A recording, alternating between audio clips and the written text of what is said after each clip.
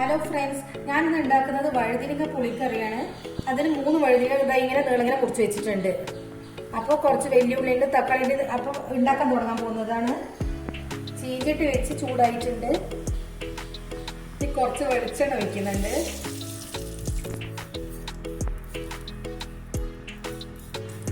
കുറച്ച് കടുകിടുക.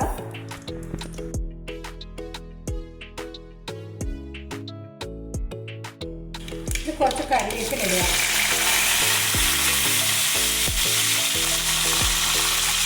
ഇഞ്ചിയും വെളുത്തുള്ളിയും ചെറുതാക്കി അരിഞ്ഞ് വെച്ചത് ഇതിടുക.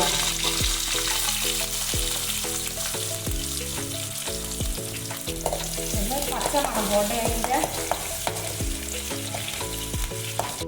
ഒരു വലിയ ഉള്ളി നേരിയതാക്കി മുറിച്ചിട്ടത് അത് ഇതിലേക്ക് ഇടുക.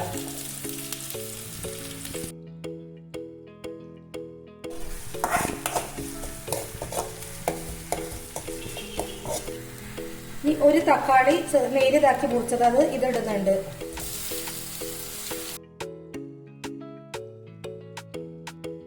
നല്ലോണം വാങ്ങട്ടെ, കുറച്ച് നല്ലോണം വാങ്ങട്ടെ. ഇതിൻ്റെ അകത്തേക്ക് വഴുതിന ഇടുക.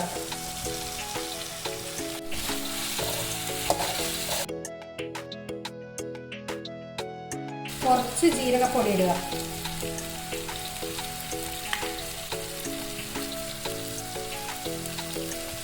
കുറച്ച് മഞ്ഞൾപ്പൊടി ഇടുക. 1 സ്പൂണ് മല്ലിപ്പൊടി ഇടുക.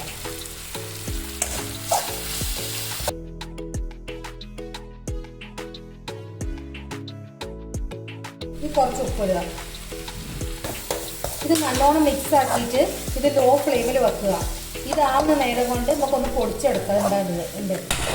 ഒരു സാധനം പൊടിച്ചെടുക്കുന്നുണ്ട്. ഇത് മെല്ലെ വെക്കുന്നുണ്ട്. കുറച്ച് പുളി പുതർത്തി, ചെറിയൊരു കഷ്ണം പുളി മതി. ആ വെള്ളത്തോട് കൂടിയിട്ട് ഒഴിക്കുക. എന്നിട്ട് എരിവ് നിങ്ങൾക്ക് എത്രയാണ് വേണ്ട അതിനനുസരിച്ച് കായമുളക് എടുക്കുക. ഞാൻ 4 മുളക് എടുത്തിട്ടേ ഉള്ളൂ. അതും ഇതിൻ്റെ അകത്തേക്ക് ഇടുക. എന്നിട്ട് ഇത് നല്ലോണം അരച്ചെടുക്കുക. ഇതിൻ്റെ അകത്തേക്ക് ഈ അരച്ചെടുത്തത് ഒഴിക്കുക. നല്ലോണം മിക്സ് ആക്കുക. ഞാൻ ഫ്ലെയിം കൂട്ടുന്നുണ്ട്. നേരത്തെ കുറച്ച് വെച്ചതാ, കൂട്ടുന്നുണ്ട് ഫ്ലെയിം. ഈ വഴുതിന് ഒന്ന് നല്ലോണം വെന്തോട്ടെ. ഈ സമയം ഉപ്പ് നോക്കുക.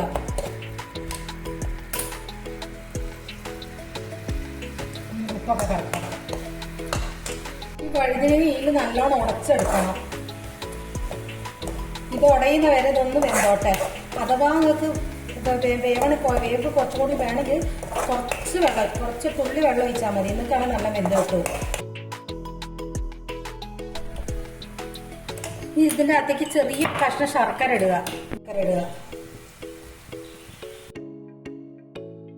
നല്ലോണം മിക്സ് ആക്കിയിട്ട് വെക്കുക. ഇത് വെന്തോട്ടെ.